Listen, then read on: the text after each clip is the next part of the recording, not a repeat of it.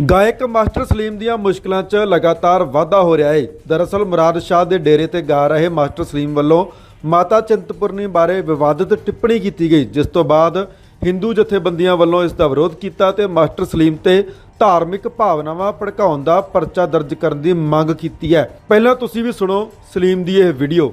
मैं चिंतपुरनी गया, माता रानी का दर्शन किया, पुजारी जी ने अच्छे तरीके नाल दर्शन करवाए।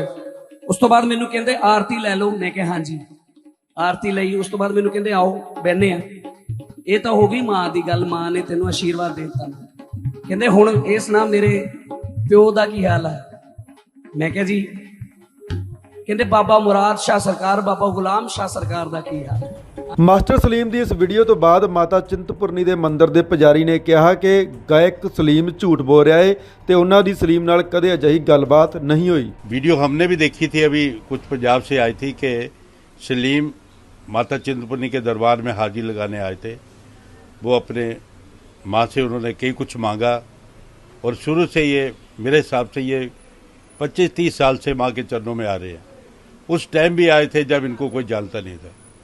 तो हमें इस बात का बहुत खेद है कि माँ के चरणों में आके ये माँ के चरणों में आके झूठ बोल रहे हैं, और इतना झूठ बोल रहे हैं जो कि पुजारी परिवार को बहुत आक्रोश है कि बाद नकोदरी शाह हमारे पिताजी या वो ये क्या, ये बिल्कुल झूठ बोल रहे हैं।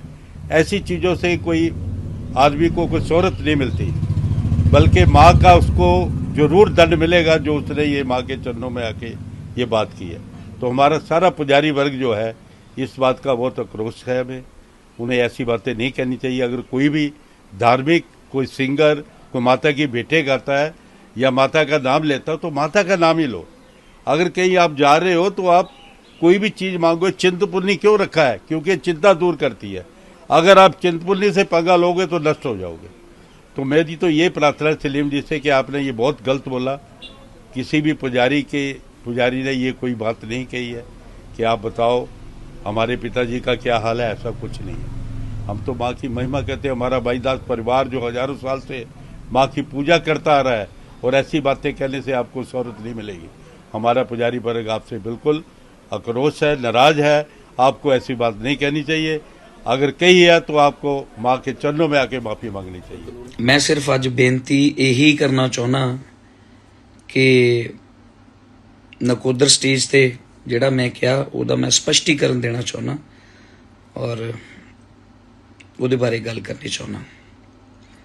मैं स्टेज ਤੇ ਕਿਹਾ ਕਿ मैं चिंतपूर्णी ਗਿਆ ਮੱਥਾ ਟੇਕਣ, ਉੱਥੇ ਮੱਥਾ ਟੇਕਿਆ, ਆਰਤੀ ਲਈ। ਉਸ ਤੋਂ ਬਾਅਦ ਪੁਜਾਰੀ ਜੀ ਸਨ, ਕੋਈ ਮੈਨੂੰ ਤਾਂ ਠੀਕ ਨਾ ਯਾਦ ਵੀ ਨਹੀਂ ਉਹ ਕਿਹੜੇ ਸੀ।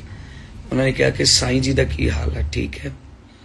ਤੇ ਮੈਂ ਉਹਨਾਂ ਨੂੰ ਕਿਹਾ ਠੀਕ ਹੈ ਜੀ, ਬਿਲਕੁਲ ਠੀਕ ਠਾਕ, ਮਾਤਾ ਰਾਣੀ ਦੀ ਬੜੀ ਕਿਰਪਾ ਹੈ। ਅਸੀਂ ਸਾਈਂ ਜੀ ਨੂੰ ਪਿਓ ਕਹਿੰਦੇ ਹਾਂ, ਔਰ ਉਹ ਸਾਡੇ ਪਿਓ ਹੈ, ਸਾਡੇ ਗੁਰੂ ਨੇ। ਗੁਰੂ ਪਿਓ ਹੀ ਹੁੰਦਾ ਹੈ। ਔਰ ਉਹਦੇ 'ਚ ਵੀ ਮੈਂ ਸਿਰਫ ਇਹੀ ਕਿਹਾ ਹੈ ਕਿ ਉਹਨਾਂ ਨੇ ਮੈਨੂੰ ਪੁੱਛਿਆ ਕਿ ਸਾਈਂ ਜੀ ਦਾ ਕੀ ਹਾਲ ਹੈ, ਤੇ ਅਸੀਂ ਜਿੱਦਾਂ ਸਾਈਂ ਜੀ ਨੂੰ ਪਿਓ ਕਹਿੰਦੇ ਕਿ ਹਾਂਜੀ ਜੀ ਬਿਲਕੁਲ ਠੀਕ ਠਾਕ ਹੈ, ਤੇ ਮੇਰੇ ਪਿਓ ਦਾ ਕੀ ਹਾਲ ਹੈ ਨਾ।